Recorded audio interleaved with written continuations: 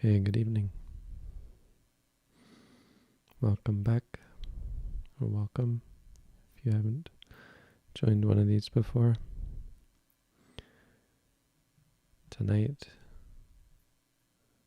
I will be answering questions, if there are any questions, about meditation, Buddhism. So if you'd like to ask a question, please type it in the chat. If you preface it with @Yutadamo Bhikkhu, then I'll know which are questions and which is just idle chatter.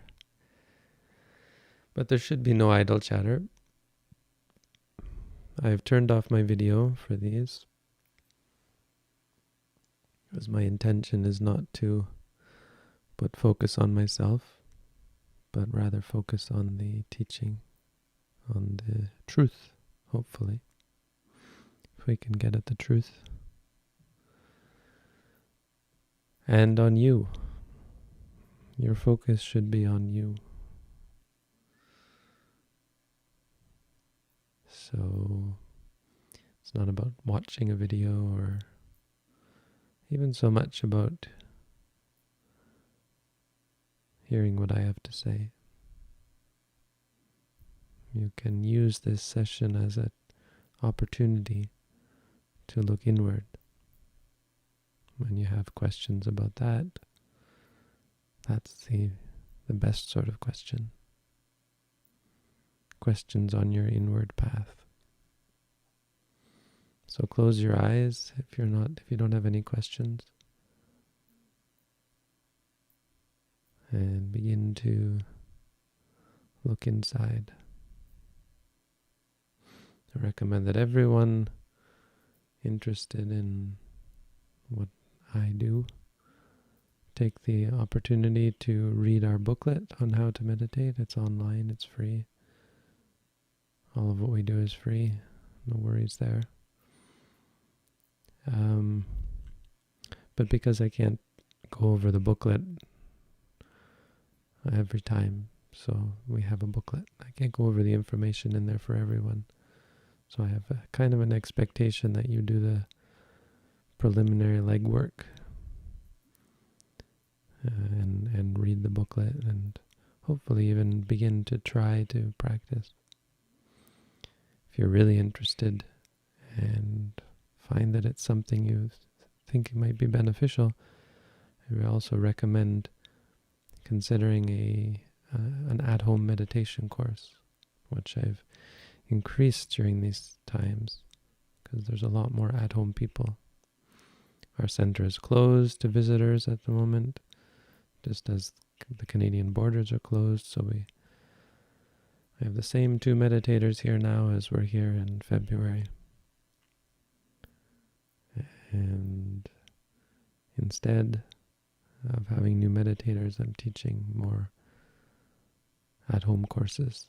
So if you want to sign up for one of those, you can go to our website, sirimangalo.org, and find out more about those. And the title of the video is wrong, thank you. It's the 18th today.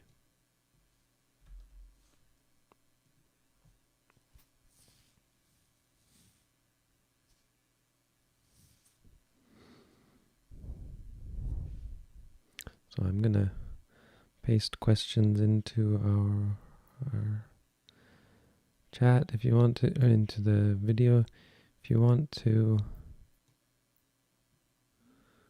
see the question, then you should open your eyes and look at the screen. Once you know what the question is, you can close your eyes again. Or you can just keep it closed. I'll be rattling them off as they come up. So first question, how to stop the inner chatter in the mind when meditating?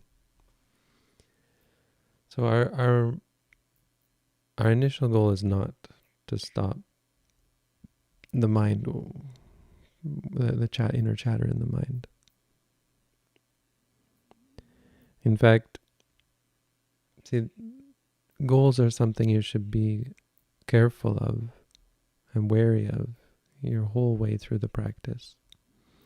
Goals are a way of thinking about things, a way of thinking about reality, a way of thinking about, They're a perspective. They're a part of a perspective that relates to changing the way things are rather than changing the way we are in relation to things, right? So mental chatter is a thing, and the goal, if there's to be a goal, is to change the way we look at the chatter.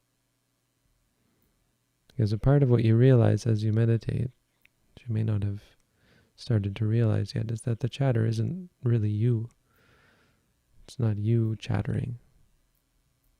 And so you're seeing that most likely, but you're not, maybe in the beginning we don't get that. So after you see it enough, you really get that. And so you don't ask, how can I stop it? Because you can't stop something that isn't under your control.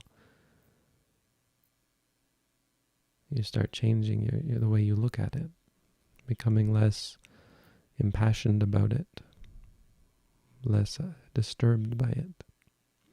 When you're less disturbed, of course, that affects it because there is no instigation of it. And so, as a result, indirectly, you solve the problem by not trying to solve it. Because there's less chatter as a result.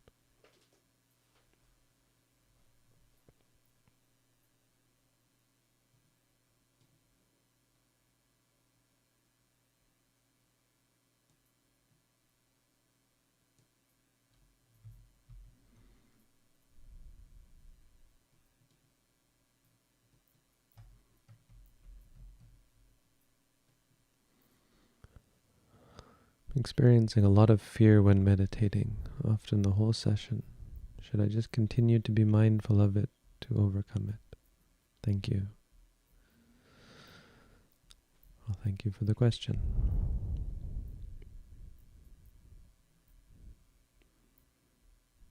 A lot of fear is, yes, you should simply note to yourself, afraid. But you shouldn't be trying to overcome it. You should be trying to see it clearly. Resigning yourself to even the fact that even the fear might stay. Because that changes your perspective towards the fear. It's no longer a problem. Because problems, of course, create fear, right? That's the rub, that's the problem with that.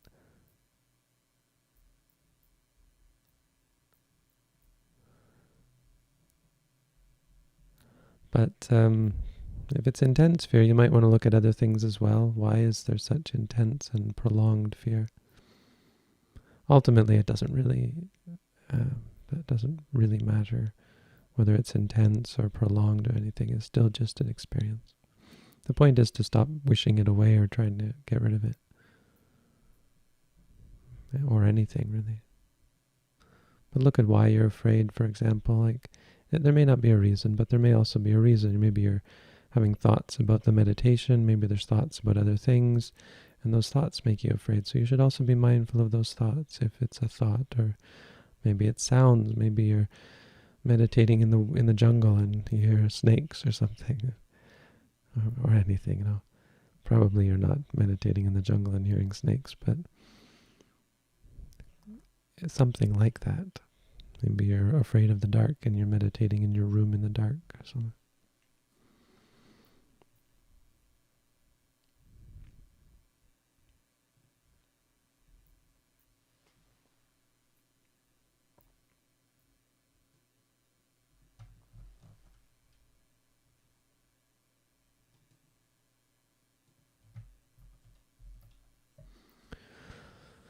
What is the consequence of following the 8 or the 5 precepts?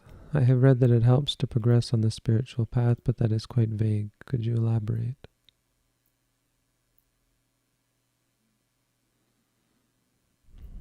So what is the spiritual path? It's the path to purification. Purification means the purification of the mind, and the purification of understanding, the purification of our psyche. And the thing about the 5 precepts is they're about the most impure things you can ever do. Some of them, anyway. I mean, there may. What I mean is, there are some things that are maybe not technically breaking the 5 precepts that are just as bad, but they are among the worst. And so they're just bad for your psyche, is the point. Killing, stealing, lying, cheating, drugs and alcohol.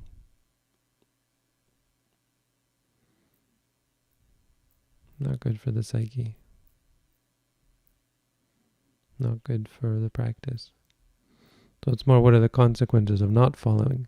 Because you see, the 5 precepts aren't a positive thing. They're a negative in the sense of a not doing, right? An abstention. They're not negative in the sense of being bad, but they're negative in the sense of being something you don't do. And so it's more, what are the consequences of doing those things that you shouldn't do? Oh, well, they're going to affect your mind. The things themselves don't, but the state of mind involved in them are pretty severe. Like the killing itself isn't wrong, but the mind states involved with killing are very bad.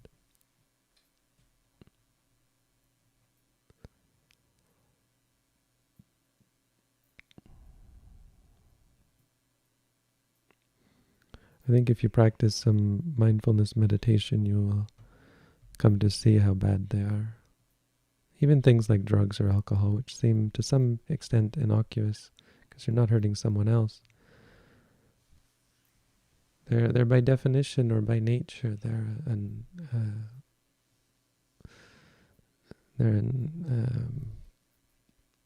removing yourself from ordinary reality. They're creation of an altered state. Drugs, it's a bit, not all drugs are the same. Alcohol certainly is pretty much the opposite of mindfulness. Or it's very hard to be mindful or meditative at all when you're on alcohol. Drugs, like things like marijuana, I think are pretty innocuous, but other drugs like psychedelics, which I don't want to get into it. Some people say they're good for this or that. I've done them. They're interesting, but I'm quite sure they're not, let's just say, they're not good for mindfulness practice. They're too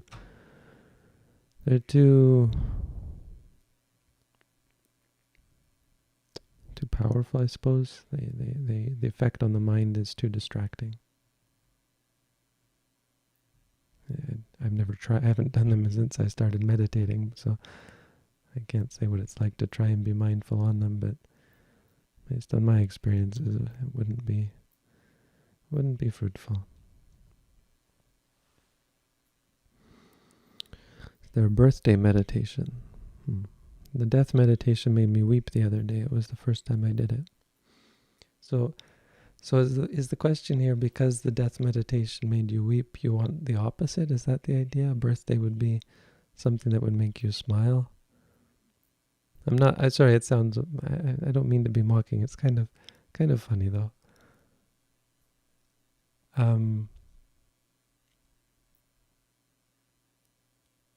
So first, it's not wrong that you wept.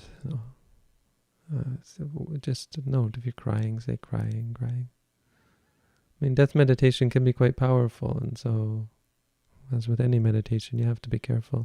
That's why we say make as your main practice mindfulness, because then the other meditations you do, they're much more kept in line. That should be the case with all other meditations you do.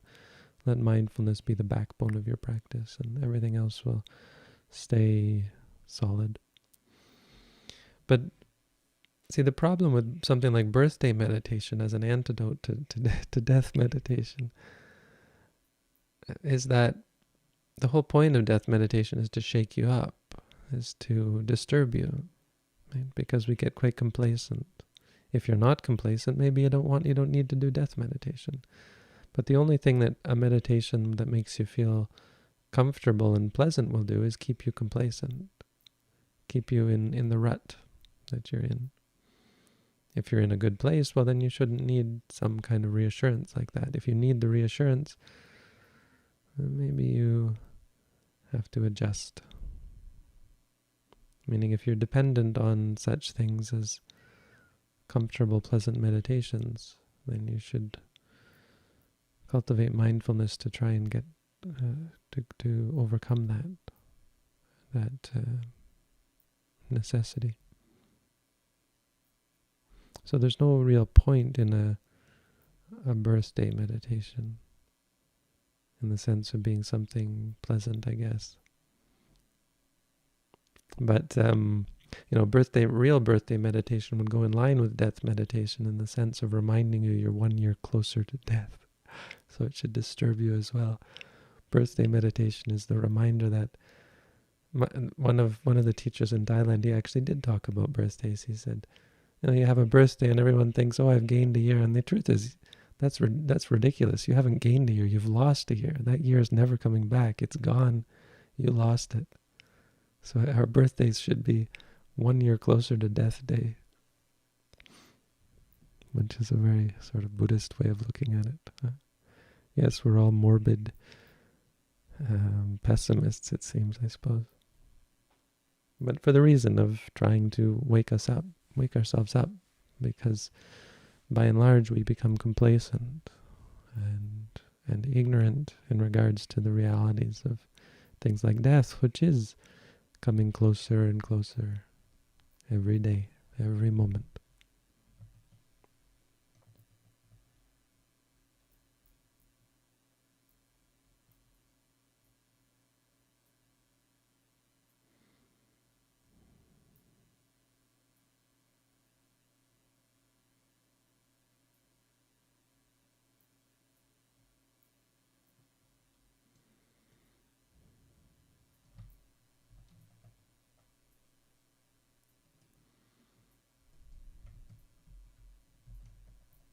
So there's a question about ordaining, and I tend to shy away from those, but I don't really get the question, so I'm going to skip it as well. I don't really get it. Sorry. Do you see ghosts and other spiritual things when you meditate? I'm not sure if this is actually a serious question or not. You may see lots of things when you meditate. They may be real, they may be hallucinations. Doesn't really matter. In meditation, in mindfulness meditation practice, even when you see a person in front of you, whether you see a person in front of you or an angel or a ghost inside of you, the answer is still seeing. You're not concerned or focused on the being. Your focus is on the experience. And the experience, there's no being, there's just the seeing. So you would just say seeing.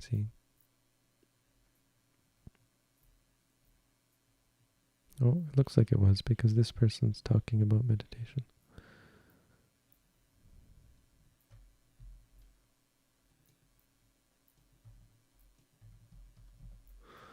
Is it worthwhile to train to be mindful during dreams and deep sleep? I don't think I've ever had, I haven't had a lucid dream. I don't lucid dream like that. My teacher said that as you practice, you stop dreaming, which I think bears out. So keep that in mind. In the beginning of practice, some people have very vivid dreams. As their minds sort of sort themselves out, it can actually increase the vividity of your dreams, if that's a word.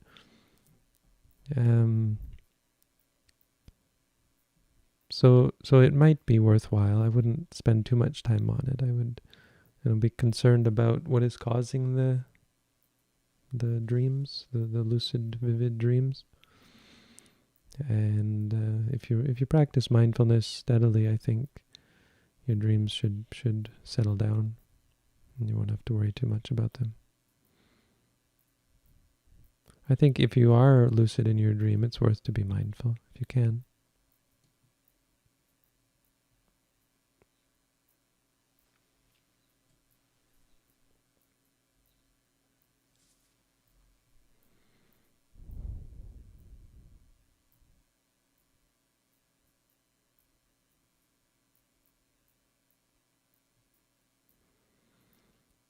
Okay, this is how do I copy this one?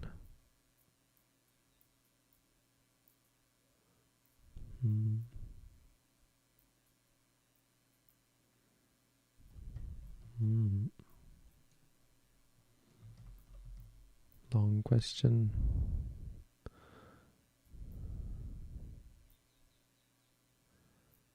So I'm not going to copy the rest. Let's see. Or maybe I have to. Let me see. Is this normal? Let's just copy it there.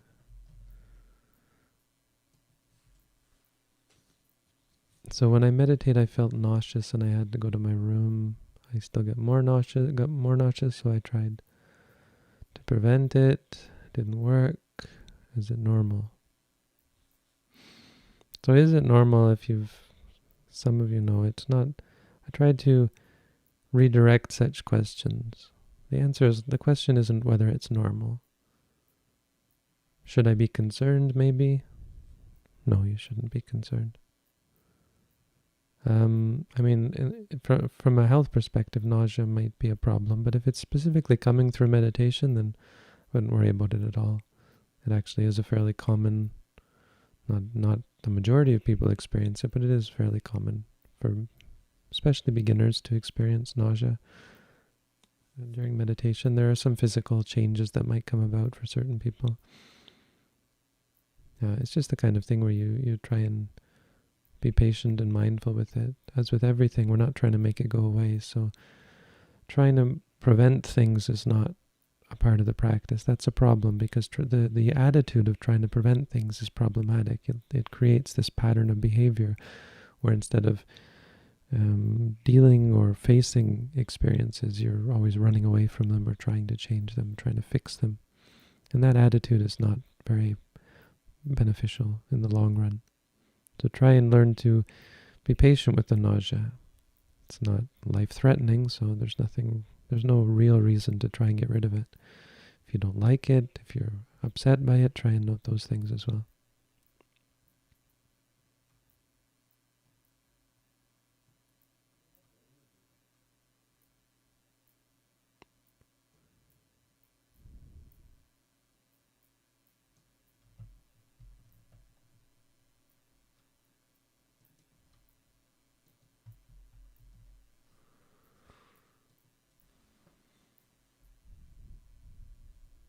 Would you speak a moment about setting the intention to meditate? Lately I've avoided serious meditation because I anticipate great sorrow and anger will arise.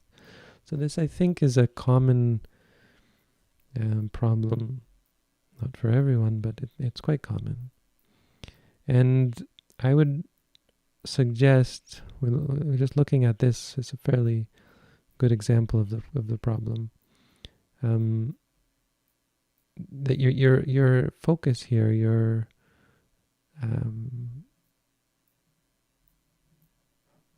perspective is on the intention to meditate, creating an intention to meditate. You see that's lacking in you, right? So you want to cultivate that. And so that's not always that's sometimes a very good thing. But I think quite often, it's not that you have no intention to meditate. It's that you have something that's causing aversion to meditation. And that I think is quite common. I get that a lot with meditators, people on the at-home course especially, even in the intensive course here at our center. But you even explain it here, and this is a common thing to say, is there's some anticipation.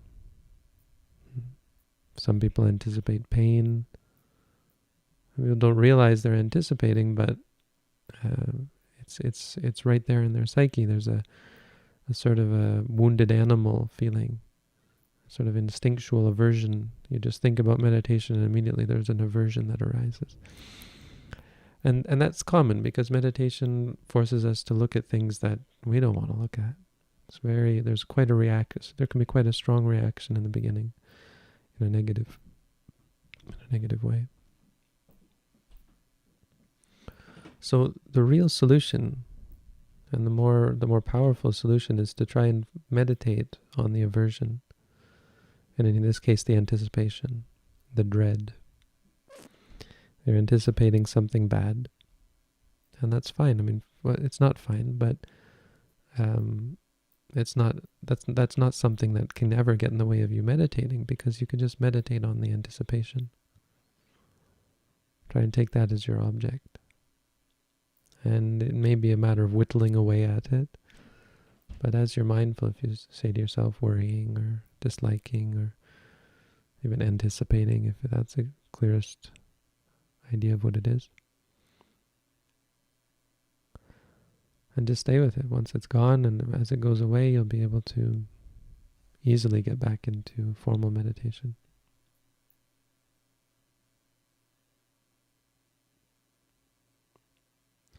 Okay, so the birthday person says it's their birthday today. Well, happy birthday. Happy birthday. May your birthday be an opportunity for you to reflect on the important things in life.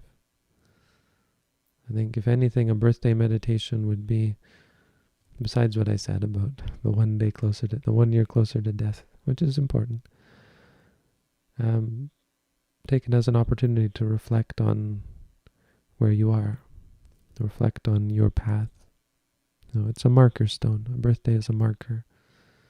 So you take it as an opportunity to look over your direction in the past year. It's a marker where we can sit back and reflect. What's vimangsa, to consider patisankha yoniso, to reflect wisely on where we're headed.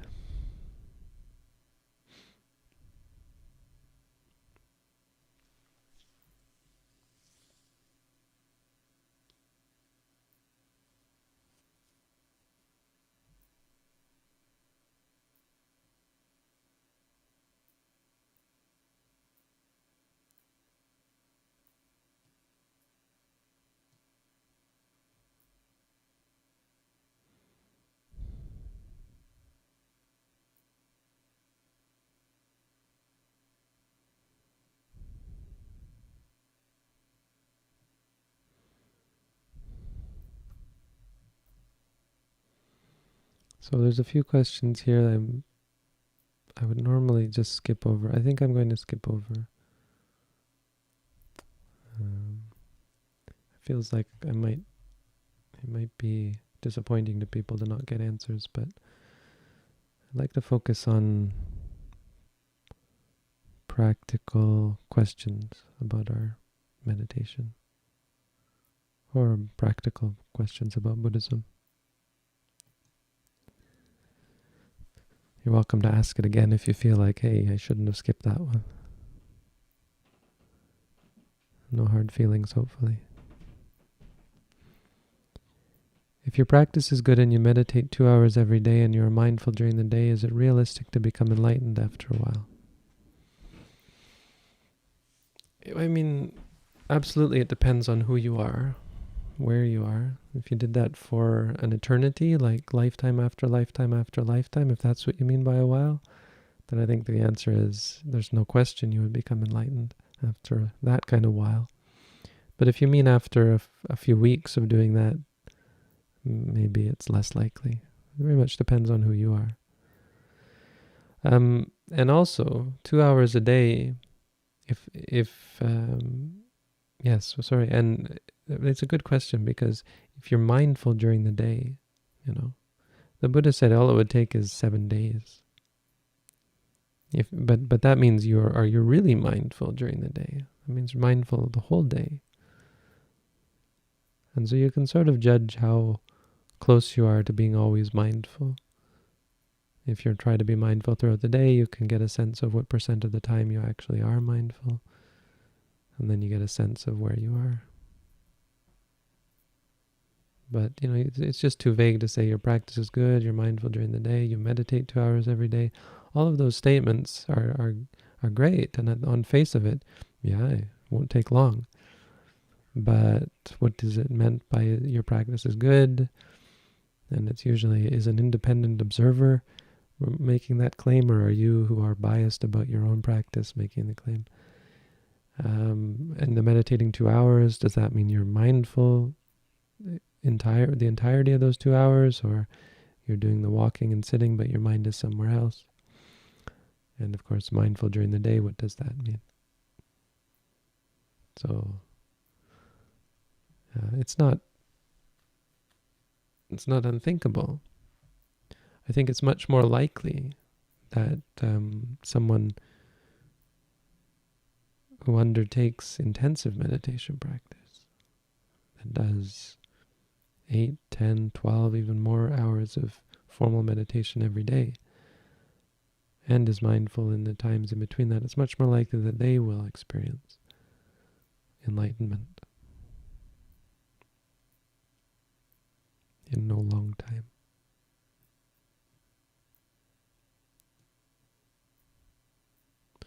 So you can think in some ways that's what everyone should be working up towards, at least for a period of time, taking time out of your life to do intensive practice.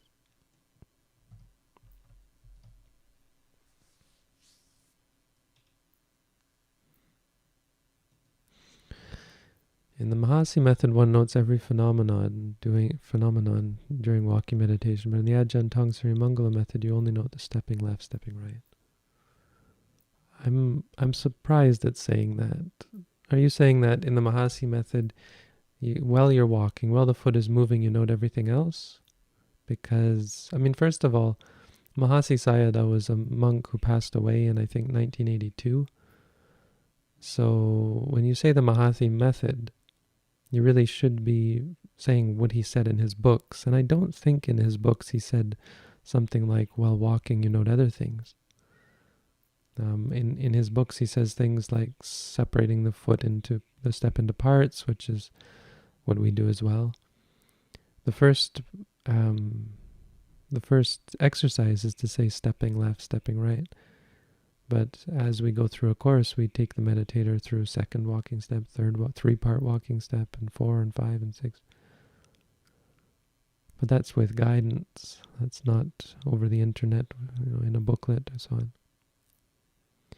And of course, if something else distracts you, absolutely, if you read my booklet, Ajahn Tong's way is one of two. In walking, you can note everything, but you should stop walking first. Stop walking, note whatever it is, start walking again. And the other way is you can just ignore small things during walking because it gets overwhelming after a while. So practically speaking, you can just focus your attention on the walking. But it's as much the Mahasi Sayadaw technique as anything else is. There are many teachers who teach what they call the Mahasi Sayadaw technique. And it's not to say that the way Mahasi Sayadaw did it is the only way to do it.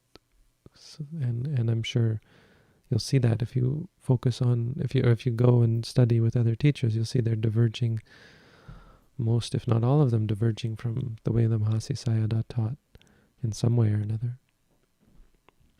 So it's not a dichotomy like that. Ajahn Tong his teaching is very much within the Mahasi Sayadaw tradition, but it's also very much his way of practicing mindfulness.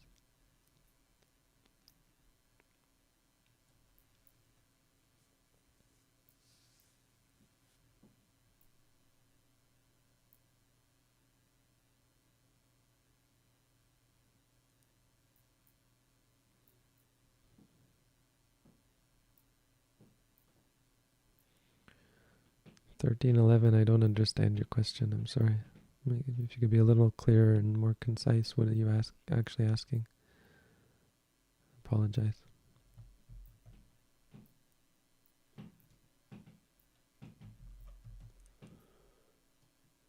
Which meditation to choose? Object-based meditation or objectless meditation? Nothing doing meditation. Choose mindfulness meditation. There's an object.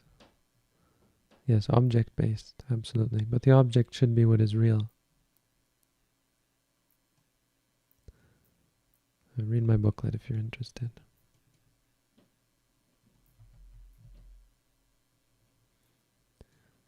What is your thoughts on? Any question that begins with what is your thoughts on is already suspect. Not suspect, but I'm not the sort of person to, the focus here is not on what I think about things so much.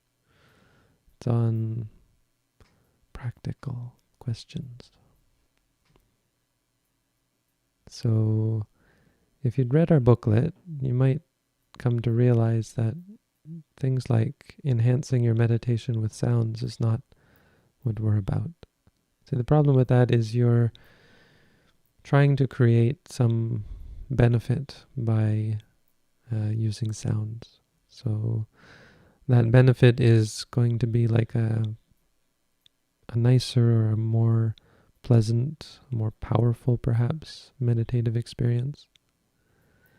And it's going to cultivate in you some sort of reliance on that. You may not realize that. I would argue that absolutely it's going to create some sort of dependency. The mindfulness is stripping you bare, putting you in touch with the mundane, that which we mostly are mostly trying to get away from, which is ourselves, our ordinary experience. We find it boring. We find it unpleasant. The mind is a terrible thing to taste. And so any reason why you might be using binaural beats, I'm not quite sure what that is, but I have an idea. Any reason why you might be using it is probably part of the problem from a mindfulness perspective. Trying to connect with and stay focused on ordinary experience. Try to stay focused on ordinary experience.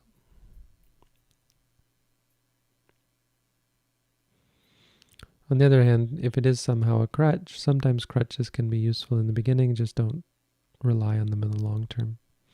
If you acknowledge that it's a temporary thing until you can actually bear with ordinary reality, which is a very hard thing to do, then by all means, eventually, hopefully, you won't need them anymore.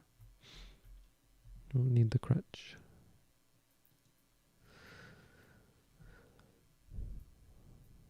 How does one measure themselves ready for an attempt to ordain? Yes, so that's why I don't focus on ordination, and I'm not keen on such questions, because absolutely many people who ordain are not ready for it.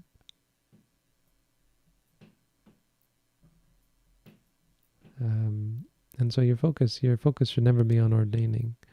It should be on practicing. And the ordination should simply be seen as something that removes an obstacle to your practice. Right? So if you don't have any obstacles to practice, meaning the amount that you'd like to practice, you can practice. Then start there. And once you get to the point where you're practicing so much that ordinary life just seems to get in the way, then ordain.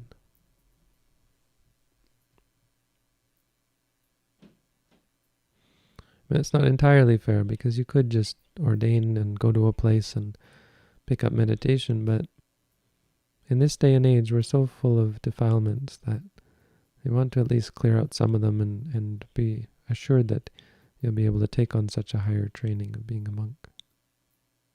Because it is, it's higher in the worldly sense, higher in the sense of, you have to give up a lot.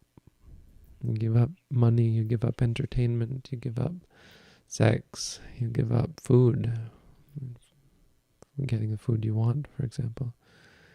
You give up friendship to some extent, in the sense of socializing, It's all external stuff. Being a monk is nothing internal. There's another kind of being a monk, which we all can do. We can all be monks. Everyone here could be a monk just by being monkish or monking out in your mind, which means being very mindful.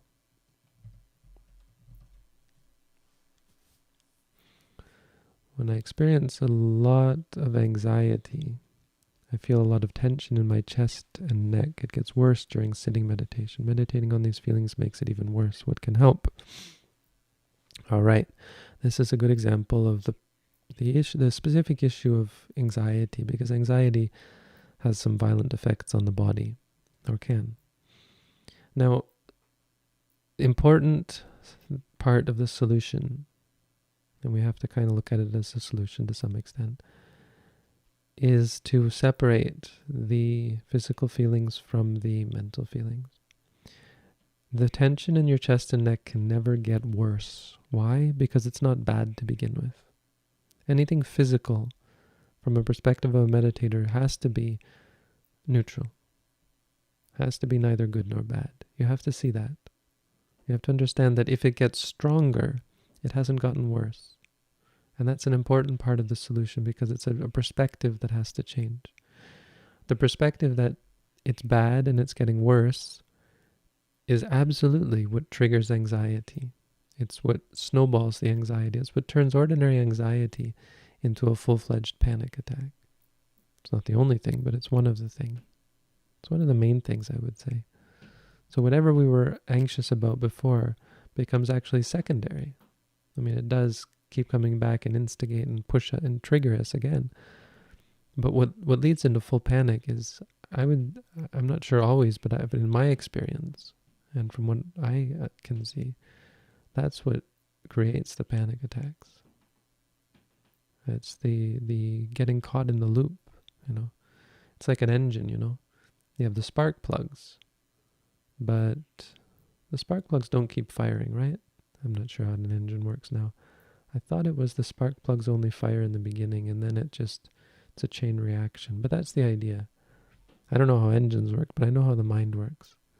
Eventually, you don't even need the initial thing you were anxious about, only every so often when the engine stalls. I think. I don't know enough about engines.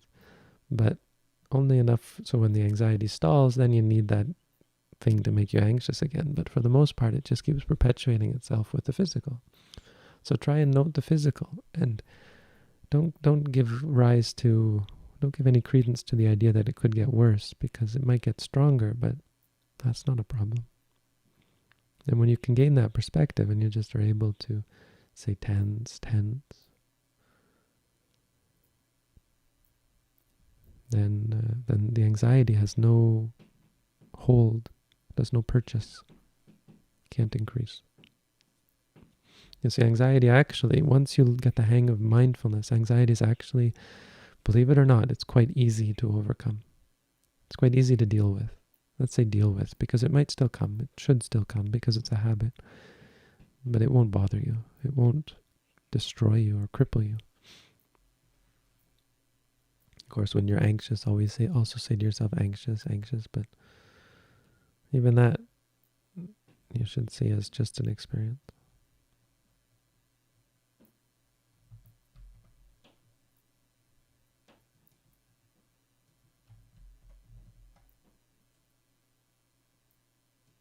As Buddhists, should we never go to war or avoid a draft because of the karmic consequences of killing, even if the war seems justified, i.e. to stop a genocide? No, because stopping a genocide is not it's not the goal of Buddhism. Self-defense, even perhaps defending other people, but we draw the line on killing. Because we're more concerned with our quality of mind than we are with the state of the world around us. The world is in turmoil. People dying, people being killed.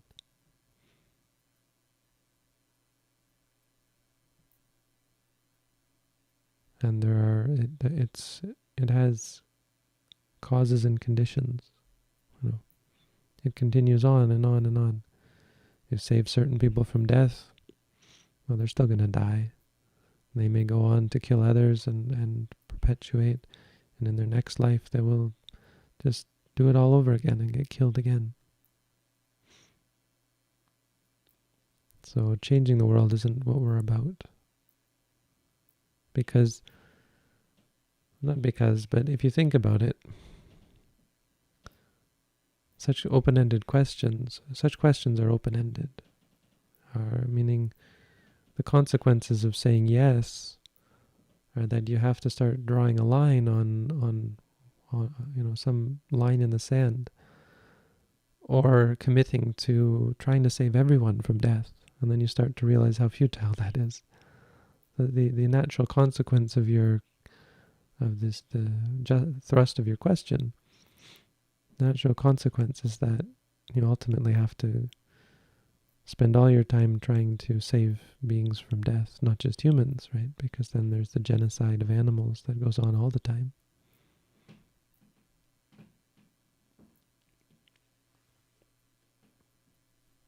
And then you start to realize how futile it is, and how samsara just goes on like that. Stopping people from dying, probably not the best choice of livelihoods. But defending people, in a sense of proportionate. Someone tries to kill a friend of yours, you try and stop them. Even if it means hurting them perhaps, but we draw the line at killing. It's just extreme and problematic, because no matter how good your intentions are, killing someone is going to be caught up with all sorts of... Killing is not as easy as we think it is. It's not like a video game killing. It's quite different. And it would shock you if you ever did it, how difficult it is and how truly traumatic it is for the person who does the killing. The first time anyway. As you get more comfortable with it and your psyche gets more attuned with being a murderer, it gets easier. But by that point, though, you're in pretty bad shape.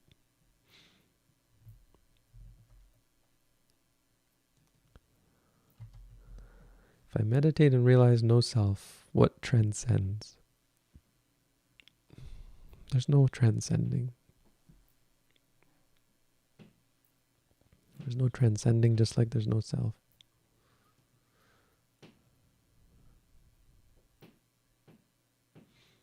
There's only letting go.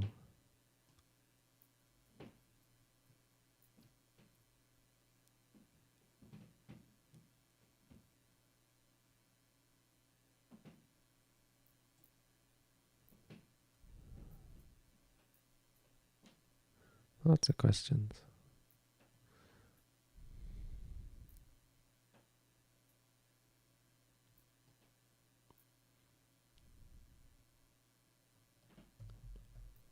I'm sorry I'm slow, but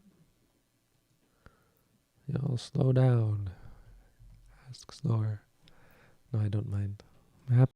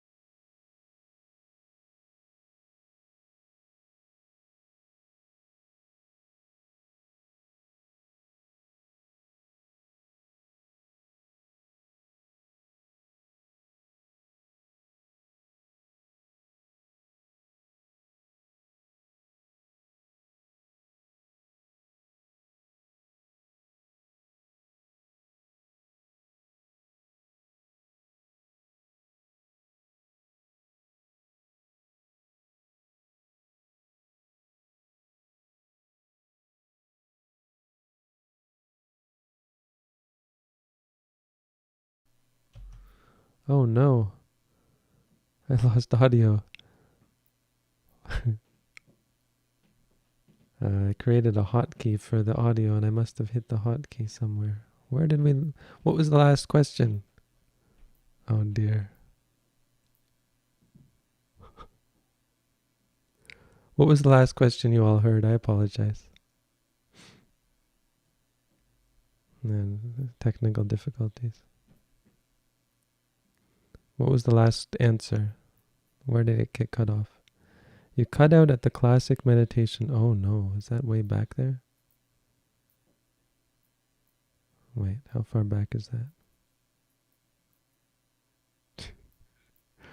Well, this is fun. Good practice, everyone. It was a test.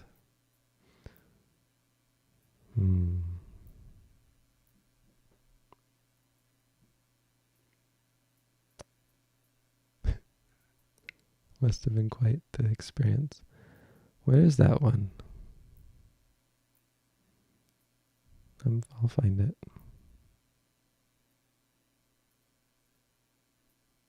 Oh, here we are. Looks like I missed some good ones before that. I'm sorry. Let me see. I'm going to go back a bit because it looks like it gives me an opportunity to...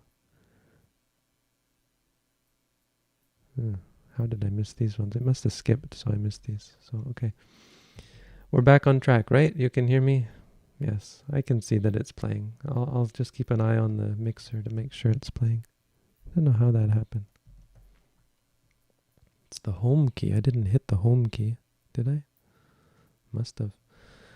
Why do I need faith in the teachings when I can know them to be true through experience? You don't need faith in the teachings. Faith is something that, or believing or confidence in the teachings, because there's no distinction. Confidence and faith, what we call faith, can only really come through knowing. We wouldn't consider it in English faith, but we don't use that word so much, and there's not that distinction in the Pali. Saddha, you have saddha that comes from convincing and encouraging yourself to believe is very weak, compared to the saddha, the confidence that comes from knowing, from experiencing. And so this question, let's frame it a little differently, or let's turn it on its head and say, actually, when you know the teachings to be true through experience, that's where true faith comes from. So it's not about needing faith. It's about the power and the greatness of gaining faith as a result of experiencing the teachings. And so faith is a necessary part of the path in the sense that as you practice, it's going to increase. Why? Because you see clearly.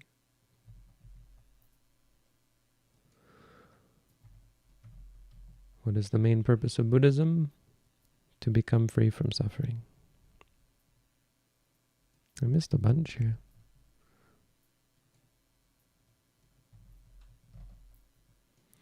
If one commits to the precept without resistance, why is meditation necessary? Precepts only tell half the story. Precepts are only physical. Precepts are actually very limited. Precepts are like fence posts. I've given this analogy before. Many of you heard this too many times. No such thing as too many times, right? So the precepts are like fence posts, and fence posts will never keep a wild animal in. Right? But without fence posts, you can't build a fence. So that's what the precepts are. But you need to build a fence, and the fence is the mind. It's ordinary activities like walking, where you have to have real morality when you walk, knowing that you walk. When you see, know that you see, guarding the senses. That's real morality, deep morality, where you guard the eye and the ear, and seeing is only seeing. But if someone is really and truly able to keep the precepts, it's a sign that there may be a sotapanna. No, that's not fair to say. Because it's misleading, and people get misled into thinking that they are a sotapanna just because they can keep the precepts. But the point being that a sotapanna has a depth of morality by which they will never break the precept.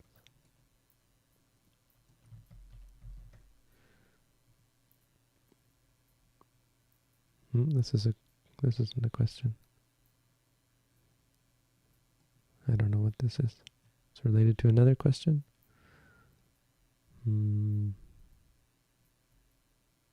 Sorry, don't get it.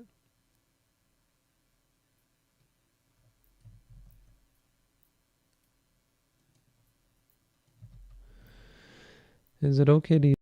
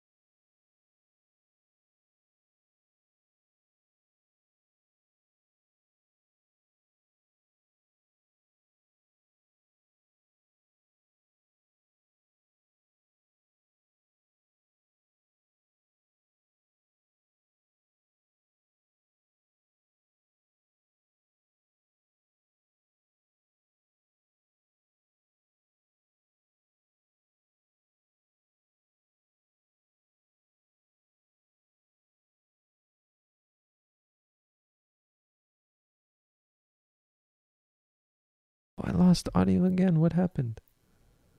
I lost audio again. Something's going on here. I've got to turn this setting off because it's not working the way it should. Yes, if you're all shouting at me, I know now. Who can I set this to? Set it to this key. I wonder if it's, no, that won't be good. Set it to that one.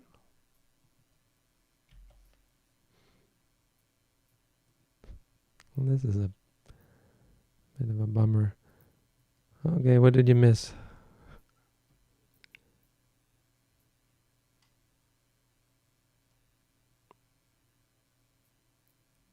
Did I start answering this question that's up there?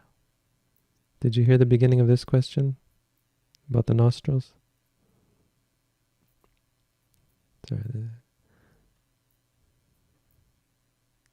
Only nostrils. Okay. So, is it okay to use the nostrils as an anchor? Yes, it's okay. I'm not going to stop you. But if you do a course in our tradition, or if you want my advice, the abdomen is better. Partially for the reason that you actually cite, because it's more inconstant, more challenging. Watching the nostrils can be quite peaceful because they're stable, because they are they get quite conceptual as you focus on them, and so it's quite peaceful. They're very stable. Watching the stomach is unpredictable, inconstant, and that's a reason to focus on it. It's very much more going to challenge you and force you to let go rather than try and control. Okay, and we're back to the lotus question, lotus position, which if you didn't hear the answer, yes, you can sit in a chair. You don't need to sit in lotus position.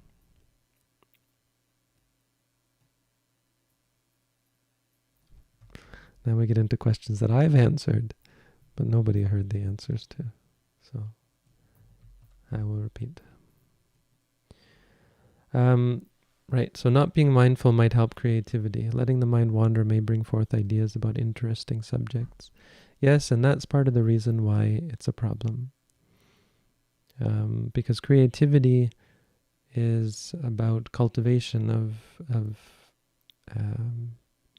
bhava, it's creation. And once you create something and you're stuck with it, that becomes your thing. And you have to deal with it, the problems and the challenges, the distractions that it presents.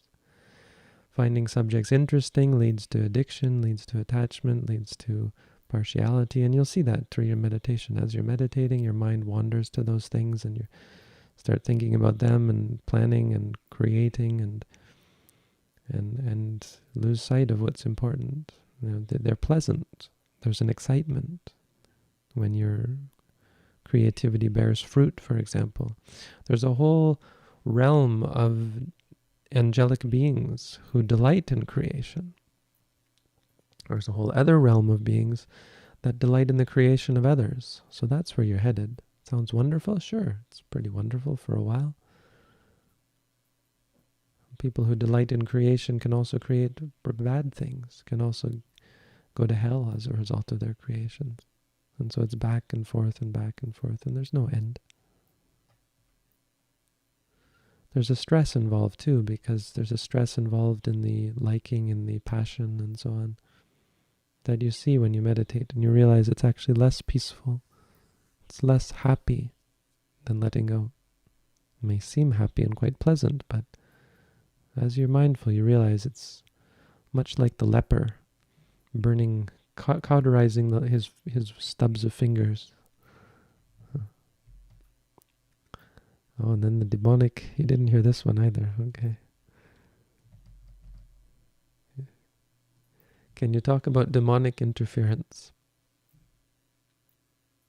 So as I said, it's a thing. As I said to myself, it's a thing, I think. And so the gist is that demonic interference, much like humanic interference, is something that you should only see as conceptual.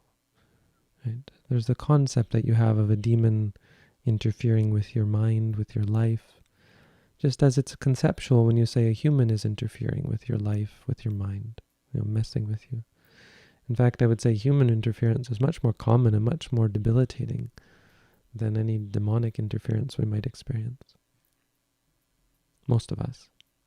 But either way, the reality of it is just an experience. So whether it's humans or whether it's demons whispering in your ear, it's still just hearing. And the extent to which they could interfere is through seeing, hearing, smelling, tasting, feeling, and thinking. And so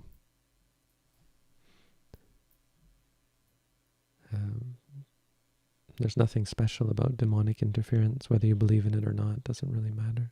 So whether you think it's just hallucinations is also just a concept. So if you hear something and say, oh, that's just a hallucination. The problem with that, of course, is you're trivializing it. Sound is sound, whether it's real or not. It's always real. It's always sound. Okay, I'm skipping a couple. They were okay questions, but let's say less important because I want to get on now that I'm well behind.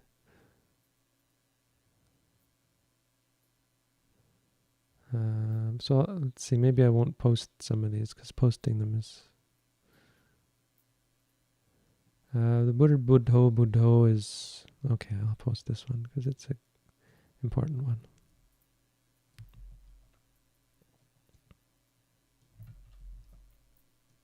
If one finds it easy to concentrate on the word Buddho and keep repeating it, is it still mindfulness meditation? No, Buddho is not mindfulness meditation. Buddho is Buddhanusati, mindfulness of the Buddha. So you're focusing on that word is not going to get you closer to understanding reality because your object is not reality.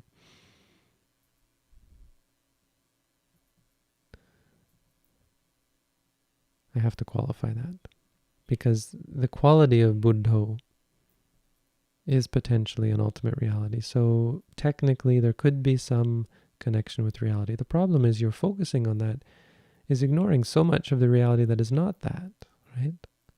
It would be like focusing on thinking, say.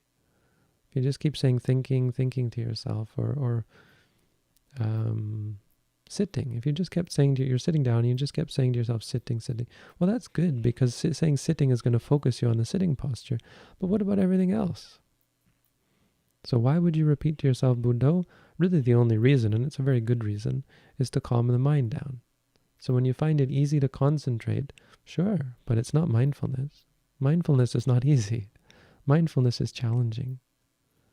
Mindfulness is focusing on all the things that disrupt your concentration. Focusing on them and changing them. Changing your relationship to them so they don't disturb you. So that they become part of your experience.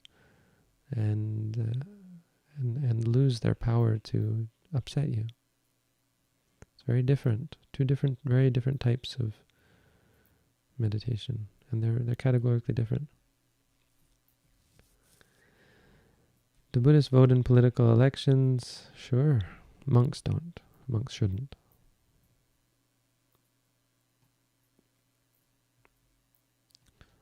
Oh.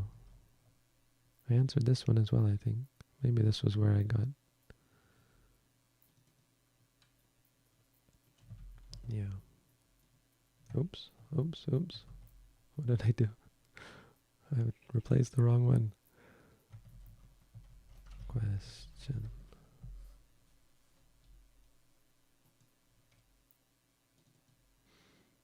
Lots of technical problems. Where's my technical person? Can there be any value in retrospecting on one's dreams as revealing something possibly significant about the subconscious workings of our mind, or are they just distractions? Yes, to the limited extent that you're dealing with the emotions. So,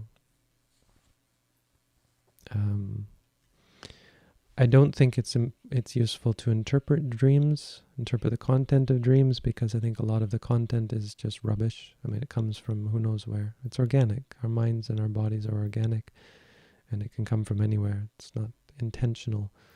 It's not significant.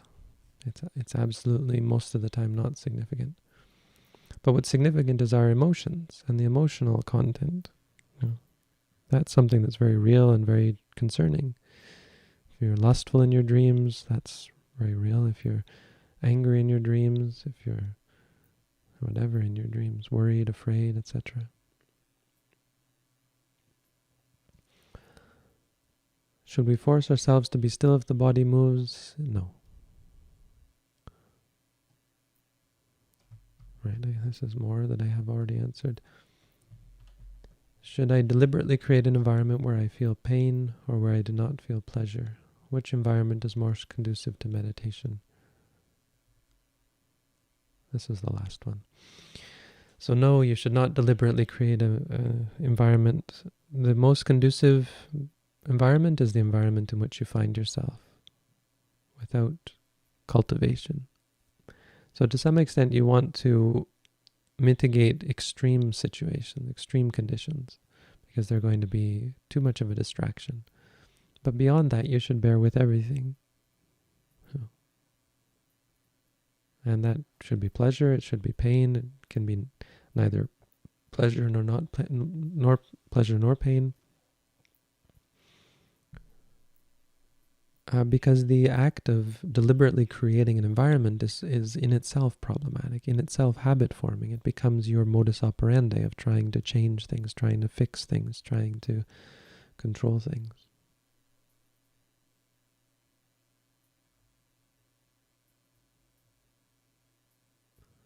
Hi Lisa, have we met?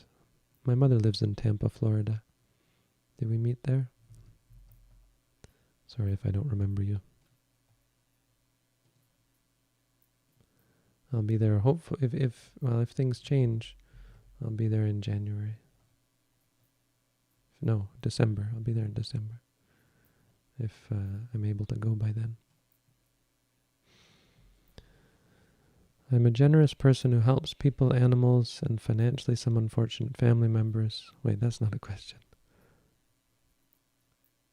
Today, well, maybe it is. Today my mother did not get her way and told me that I had a very hard heart.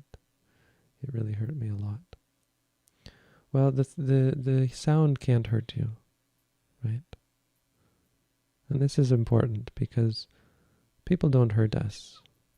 People try to hurt us, want to hurt us, but they can't hurt us.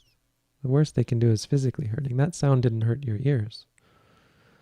But absolutely, I mean, it's not to trivialize it, because absolutely it immediately leads to hurt, to suffering.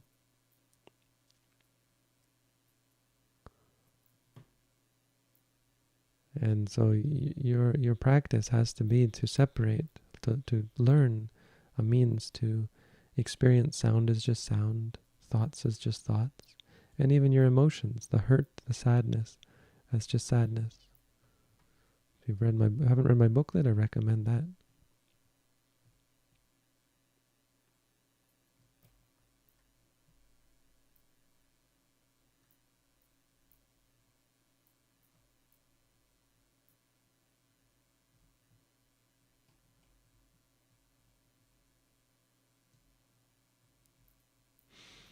Okay, here's a question. I'm just going to say how to overcome lust. Well, I'd recommend reading my booklet on how to meditate.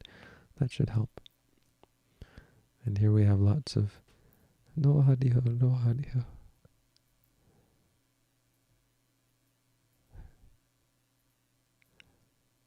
Please stay mindful when such things happen. I thank you for your alerting me, but I don't need everyone doing it.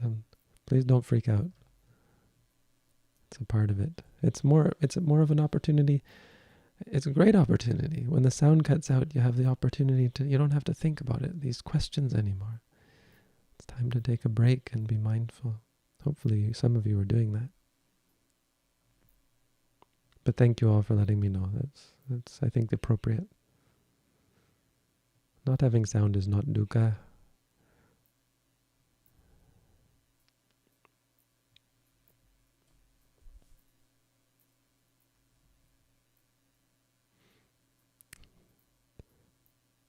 Yes, I guess the only way to catch his attention is to spam. That's right. I'm hoping that's sarcastic.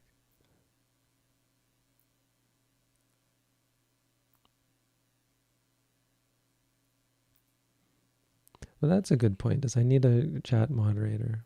That's great, a great idea. I have one. She's upstairs. I don't know what she's doing. Maybe she called me. She should run downstairs walk mindfully downstairs and knock on my door. No, we need a way to communicate. That would be good. I can get my chat moderator here to connect. I don't know if Ricardo, we have two people upstairs. I don't know if either of them are watching or listening. But it might be good to have that kind of connection.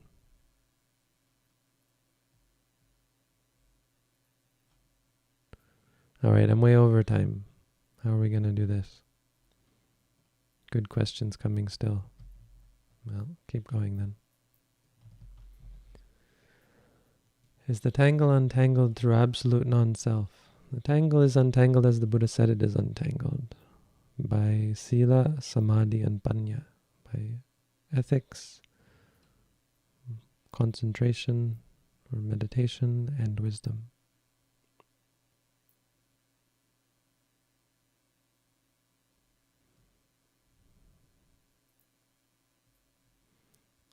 "5 minutes without sound."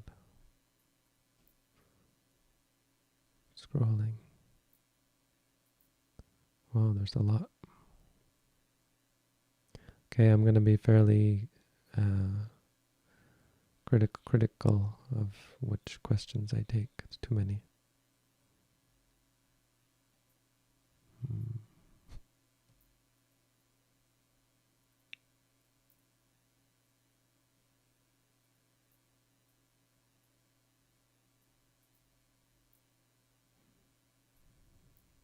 Oh, there's a link in the description. I have to change that. I'm no longer, or not currently answering questions on our site. Let's see here. I'm going to actually go in and delete that. To ask questions. There we are. To join, I'm going to remove this part.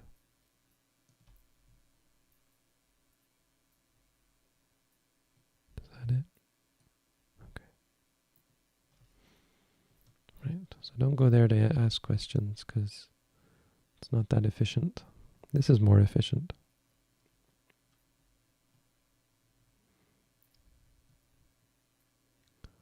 Okay, now, yes, I think I haven't skipped too many. I'm going to try and get caught up.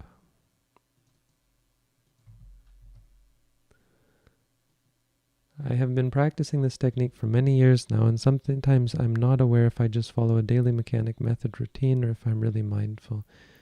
Well, if you're just doing the preliminary practice outlined in the booklet, if you really mean our practice and you just read my booklet, then yeah, I think it would be quite easy to just get into a mechanic method without actually being terribly mindful, because it's no longer challenging you. So I would recommend doing at least an at-home meditation course. You can sign up for that on our site, meditation.sirimangalo.org, or just go to sirimangalo.org. It's all there. And we could go through some more advanced techniques. That's what that course is designed for. I recommend everyone, if you're interested, to do that. We have lots of slots, and I think I'm open to adding more. I mean, I'm meeting with 5-6 people a day, which is great. It's really great. So hopefully if we fill up, I'll see what I can do about adding more slots. Just keep it coming.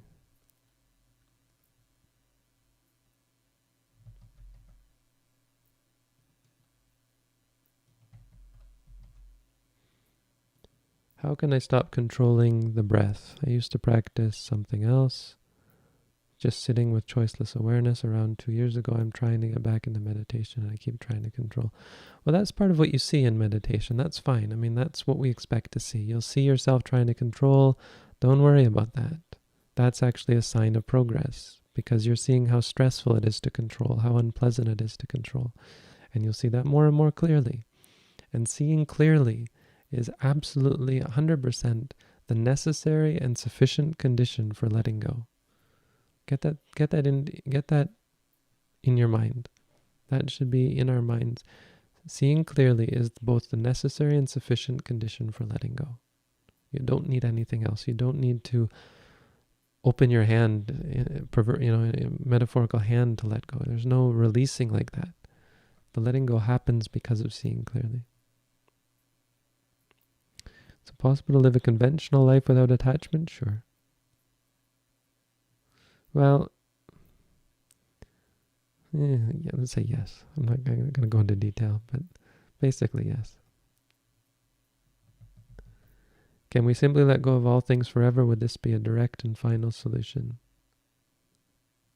The solution, that's the result. Letting go is not the solution. The solution is mindfulness and seeing clearly. As I just said, letting go is the result.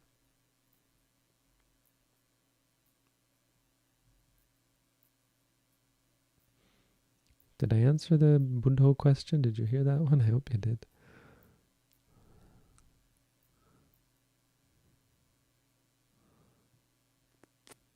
Would it be correct to say the highest state you can achieve through mindfulness? Sorry, I'm just going to remove this one for now because I'm answering without posting. The highest state you can achieve through mindfulness is the 4th jhana. No, absolutely not. The jhanas are not really consequential in mindfulness.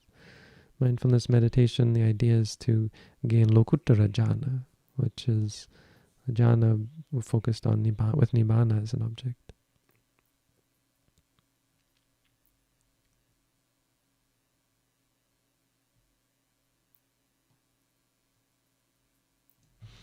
Okay, I'm going to post this one. Not that one, this one.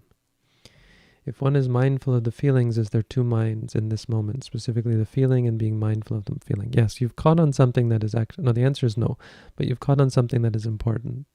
That mindfulness is not actually mindfulness of what is happening now. It's mindfulness of, but let's clarify that, let's qualify that. The practice of noting, when one says to oneself, for example, pain, or happy, or calm, is the feelings, right? That practice is happening after the fact. Absolutely, obviously. If you didn't have the experience, you wouldn't be able to react by saying, pain, or so on. And that's fine, that's expected. What that's doing is it's evoking a state of mindfulness. And the state of mindfulness, all that does is when you experience something, the process of experiencing, which is a process of many different minds, involves one specific mind where you judge the object. And it changes that judgment.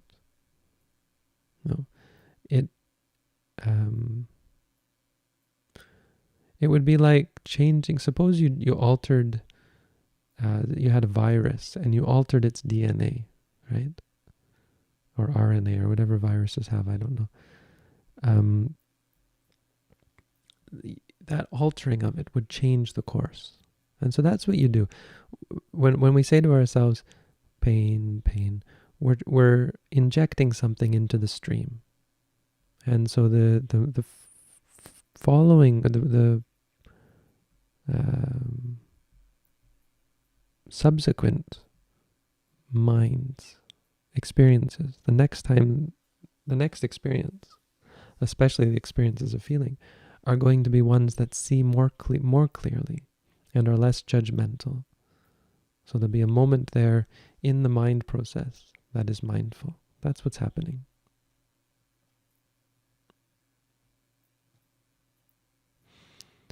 Is Mara an external physical being who tempts us, or simply a metaphor for our... Well, let's put this one up because it's a good one. Is Mara an external physical being who tempts us, or just a metaphor for inner bad thoughts? It's both. There are 5 kinds of Mara. You can look up, I've done videos on that, so let's send you to a video. Send you on a video search.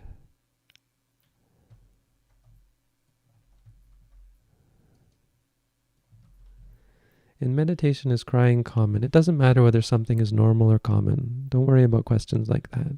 If you're wondering whether something is common or normal, try and focus more on your worry that it might be abnormal or uncommon or that sort of thing, because that's not important.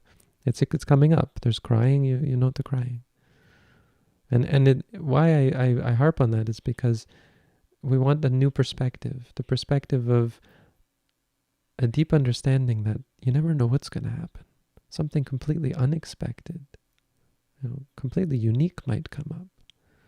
And rather than be taken off guard, we want to get familiar with that reality, that is part of reality, change and uncertainty. But crying does, it does come up in meditation for many people. So yes, it is common. It's just not how I want to answer it. It's not important that it's common. Is it possible within Buddhism to cry from a helpful place? See, the thing about crying is it's pleasant. It may not seem pleasant, but there's actually physical pleasure. There's endorphins, I think. I don't know what's being released. I'm going to look it up. Find out what is released when you cry. But something happens when you cry, and it's actually quite pleasant. There's a pleasant pleasure involved. And so it can become addictive. And that's why we react. Some people become real criers. Which is, it's not a judgment. It's just, it's kind of an addiction. But in meditation, this is a good question. It is. That's why I posted it, is because the question about how crying arises in meditation, often it doesn't come from a sad experience. It often comes as an unexpected byproduct of meditation. It's called piti, or rapture. And rapture it's just a word that we've used, we've attached as a translation of piti, but piti is like this build-up in the mind. As you say, emotional release, yes, it's not necessarily an emotional release, it's an energy release in a sense, or it's some kind of energy release. And so it's not emotional. It's just physical, really, more than anything. It's just something you should note, crying if you like it or feel pleasure, or if you dislike it or feel sadness. You should note that. Is noting dismissive? Yes. He says dismissively. It's dismissive, and the Buddha said this, and I've had to repeat this many times because it's a criticism labeled at this technique. The Buddha said, Nanu bhyanjana gahi, nanimita gahi, nanu bhyanjana gahi. A person who is meditating takes neither the details or the particulars or the signs, the nimitta. Neither takes up none of those things. Let seeing just be seeing. It is dismissive. It's meant to dismiss any extrapolation, any details we might see about the object. We might get caught up in with the object. Seeing is just seeing, no matter what it is that you're seeing. It is dismissive. It's meant to be. It's not dismissive of the actual experience. It's actually quite attentive to that. And it dismisses everything else. So it seems quite dismissive in the beginning, because seeing and then that's it. Well, what else are you going to say? What more is there? Nothing. There's actually nothing. And that seems quite dismissive because the whole world of interpretation, extrapolation is all thrown out the window. The Buddha said to do that. And why did he say to do that? Because that's where problems come from. All of the interpretations, the extrapolations, the detail finding, the nimitta. Now, nimitta is specifically interesting. It's like when you... Nimitta means when you see something and you find a sign in it. And sign is the wrong word. It's hard to translate nimitta. What it means is if you see a man, the moment when you realize that's not a woman, that's a man, right? You've grasped a nimitta. Now, the nimitta may not be there. It may actually be a woman. It may be someone who is neither a man nor a woman. But you grasped onto some interpretation of the experience, and you gained a sign. That's a man. Right? That's not where we want to go. Seeing a man, seeing a woman is in the end just seeing. There's a famous story of a monk who saw a woman, a beautiful woman in a sexy red dress walking down the street, and all he saw was her teeth because she smiled. And when he saw her teeth, it was like bones. And he just saw her as a big bag of bones. And he became enlightened as a result of that.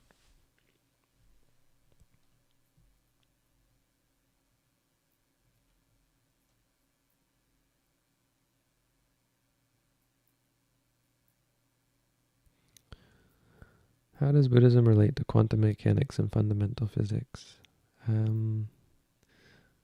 almost want to skip this question, but I guess briefly, see, physics is not... Buddhism is focused on the mind. So the only thing that quantum physics does for Buddhism is show that there is potential for the mind to have a place in reality.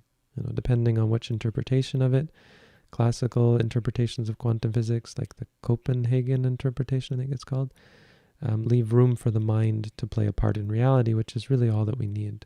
If you have some modern explanation of that, it provides some reassurance to people that the mind is not just an epiphenomenon. And that's important, but that's about it. Quantum physics is actually just unless you get into theoretical physics, which I guess is what you're talking about, for the most part, quantum physics is, as I understand, just something that people use for practical purposes. Engineers use it, scientists use it. So it's not really that interesting. It's too interesting, maybe. People get too interested in it and then they don't meditate.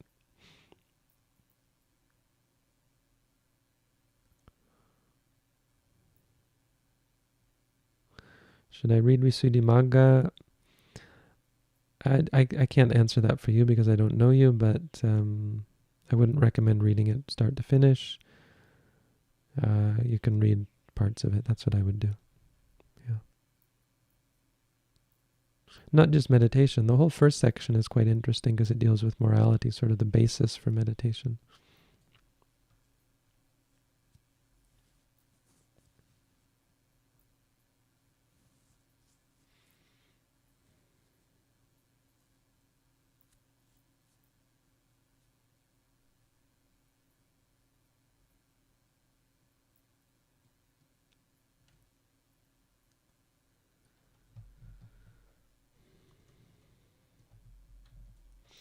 Is the illusion of control the core error?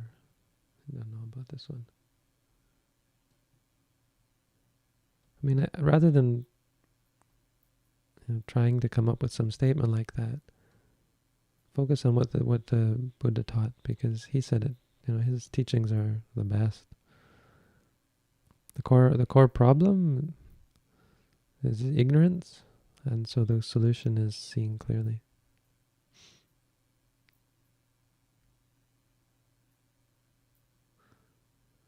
Is this normal? Don't ask me that. Don't worry about whether it's normal.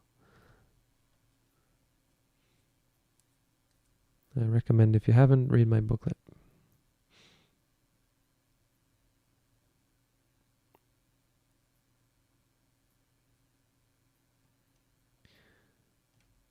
If thoughts are something to dismiss, thoughts are not something to dismiss. Sorry, maybe that's misunderstanding. So, right, to some extent, thoughts are not something to dismiss. What you think about things is something to be dismissed. But when there are thoughts, they shouldn't be dismissed. You should focus on them and say, thinking, thinking. So I think there's a misunderstanding here.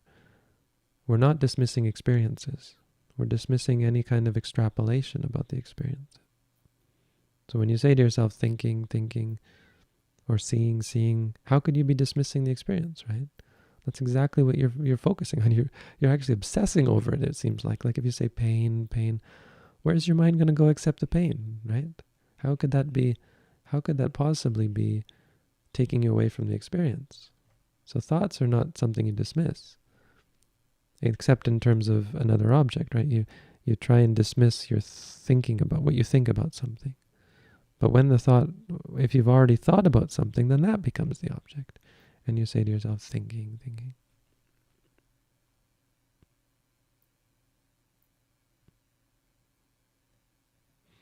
All right. There probably more that I'm not seeing it, but this is the last one. So I'm ending it here. Any more questions are going to have to wait. I'm sorry. How can I practice Asubha meditation, 32 parts of the body, correctly? Read the Visuddhimagga. Here's an example of why you would want to read the Visuddhimagga. I'm not going to give you the answer. I'm going to give you homework. Go and read what the Visuddhimagga says about that. It's called the path. In English, it's called the Path of Purification. Find it. It's available for free online. And read what it says about the 32 parts of the body. Good homework for you. Because it's a good explanation, I think.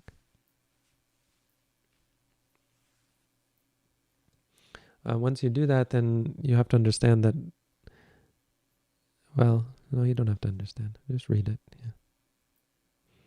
You'll understand, hopefully.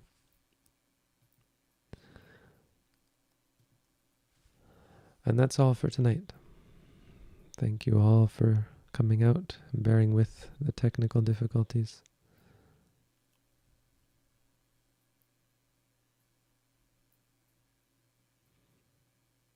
I appreciate very much everyone's interest in meditation. I appreciate more the fact that many of you are, and as you say, many of you are meditating even for a long time now. It's a very good thing to include in your life. Of all the things you can do during your day, being mindful purifies so much, sorts out so much of the problems that come up during the day. So, wonderful. Sadhu. Thank you all. Wish you all the best.